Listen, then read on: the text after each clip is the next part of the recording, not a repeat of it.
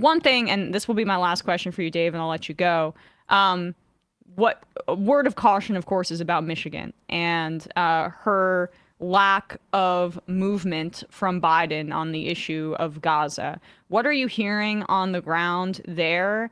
And is that a warning sign that Democrats need to heed? Because, I saw she met with Arab American leaders, but no one from Uncommitted. These were people that already endorsed her. And that seems ill-advised. What's your position on that? Well, I haven't been to Michigan in a little while, so on the ground I haven't seen it. I did talk to people there after I wrote a story about the mayor of Hamtramck, which is a Muslim city that's surrounded by Detroit, endorsing Trump. The Trump strategy, I can talk about the Trump strategy first. The Trump strategy in Michigan with Arab voters is to say, through liaison, actually, Tiffany Trump's husband does some of this. Hey, this war wasn't happening when Trump was president. Trump is strong. Trump is going to figure this out. How will he figure it out? We won't tell you yet. But there wasn't a war before. There is now. Vote for him. And not to go back over the last topic because we talked a lot, and also on social issues, who's more who is more in line with your beliefs? Is Right. it Trump who wants to ban gender identity thinking in the federal government, or is it Democrats? And they've made some inroads with that. With Democrats, yeah, the Harris strategy for months has been to say that they're working for a ceasefire and to have these personal meetings with Arab American leaders. The leaks that come out of the meetings are from the leaders, and it has among Democrats. I've heard more confidence that they're not going to be getting more votes than they're getting right now in Michigan. There was polling by the Arab American Institute and James Zogby that found it's basically 50-50 with Trump and Harris. By their math, if they did what they needed to do in Michigan, the rest of the state, if you replay 2020, but the Arab American vote was only 50-50, well, then, yeah, Harris would still win the state. And so I'm not saying they've given up on the issue, but they do not see this as the determinative will lose Michigan over this story uh, problem that they did a few months ago. And the other tell there is Alyssa Slotkin, who's running for Senate. She's not doing that. I mean, she's trying to keep good relations with every member of the Right. Democratic coalition, but she's also saying Iran is a gigantic threat. I wouldn't call her hawkish because she's not out there trying to start wars, uh, but she's not been trying to. She's not backed down at all in supporting Israel. She's not been critical of Netanyahu, etc.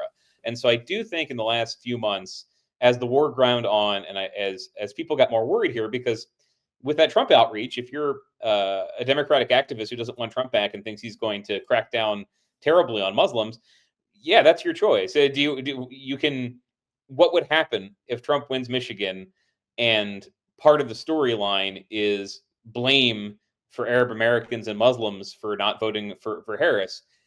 The record of the Democratic Party is not that they say, "Well, we're going to listen to you now." Oh, It's of that they course blame not. them. Yes. It would be, what if they turn out like I remember this the days after 2020. There was this immediate turn on Black Lives Matter activists defund the police slogan existing. What if it was like that? What would happen if we get out of an election where Trump has won and the Democrats blame us for not supporting it enough, and then baby Netanyahu gets what he wants? They just really feel, one, that they're in an impossible position, and there is a sense that the Harris campaign has gotten what it can from Arab American voters. The worst things possible have already happened in Gaza. I don't know. I was like laughing so I don't cry, but let's say that. But Yeah. it Right. every day there is more horror coming from Gaza, and the war is not over, and Biden has been ineffective in trying to get a ceasefire. So I wouldn't say they're throwing their hands up. They're just saying, this is it. We're gonna maybe lose Dearborn and Hamtramck. Where else can we win? That is more how I see Democrats talking about this. I do want to get to the state to confirm that, but that's my feel over the last week. I just wish she would do what Pelosi's already been kind of floating this. Just criticize Netanyahu. Like, I Yeah. understand the dynamics of still being in the administration and all of that, but like, God, I mean, we know that she's in the ceremonial VP role.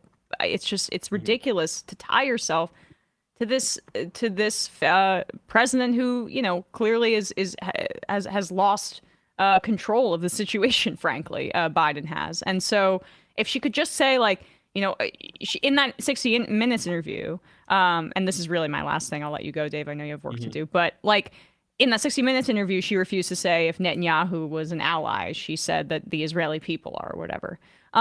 I just feel like you could lean into that a little bit harder. But I also think, as is the theme with this campaign, they are worried about AIPAC dumping a bunch of money in and she's hearing from Democrats down ballot, don't rock the boat. I don't want AIPAC spending in my race, et cetera, all that kind of thing. I don't think it's great strategy, but that's probably what the dynamic is, right? I think that's the dynamic. And if you told a Democrat in October 2023 this war will still be going on into October 2024, they'd be pretty devastated and very worried about their ability to win American voters. It would clearly be a failure of the Biden administration. I don't want to get. You're trying to wrap up. It's not too far afield. Netanyahu's not stupid. I mean, he's aware that it's great for him if he gets exactly what he wants in Israel. If he's basically going on a business sale and expanding the war across the Middle East and Democrats in America. What are his options? Harris wins and is pissed off at him for doing this, but he did it already. Or Trump wins and he's got a pliable ally in the White House. Yes, he's in a great position. Democrats are very aware of that too, including some of the uncommitted activists. There is no good option. They just don't see. And I would separate those uncommitted activists from Gaza protesters who just are done with the party. That's the thing. Democrats think you're done. Okay, you're out of the coalition. We're going to go for Republicans instead because there's nothing we can do to please you at this point. It's in Netanyahu's hands, and we know that he just wants Trump back, so he's not going to help us. And yes, you're right to say that about uncommitted activists because they are being very strategic in the sense that they haven't endorsed Harris. They're not going to unless she makes any concessions, which she's not going to. But they say you have to vote against Trump and don't vote third party. So it's an untenable position, but that's how they're balancing it too. Yeah, that's basically it. Just it's a tough topic to talk about because it's just the factor that needs to change is the war that baby Netanyahu is waging. There is nothing. I'm not saying there's nothing the administration can do. What could the administration say? We're doing we are stopping arms to Israel. It could, and that's where I'll be. I'm not trying to defend Democrats in their position here. Yeah, their idea is that the trade-off would be that Jewish voters who are more numerous in key states would reject that, or the Republicans they're trying to win over reject that. If they do a hard cost-benefit analysis on a whiteboard, what would be worse for the party? An arms embargo or against Israel while it continues the war, or just watching themselves flail around as Netanyahu continues. They just think the second option, which is humiliating and which is leading to death every day, they think that is electorally more efficient. It feels weird. I don't like to talk like Dr. Strangelove when I'm talking about human lives, but that is how it is playing out. It is incompatible with electoral politics to be talking about this in this manner, but it is relevant, obviously, in some really important states and relevant to the lives of the people who are affected by this and who may be disaffected by the Democrats for a really long time. Of course, I mean, what can you say to that? Yeah. Yeah. I don't know what else to say. Yeah, it's a right. good thing we're talking into a camera when I say I don't know what else to say, but really, yeah. Yeah, exactly. Well, Dave, it's always a pleasure to talk to you. You're, one of the best reporters on the ground, actually covering things. I think, you're covering things phenomenally. People should really read everything you write at Semaphore. And congrats on all the good work you guys are doing there.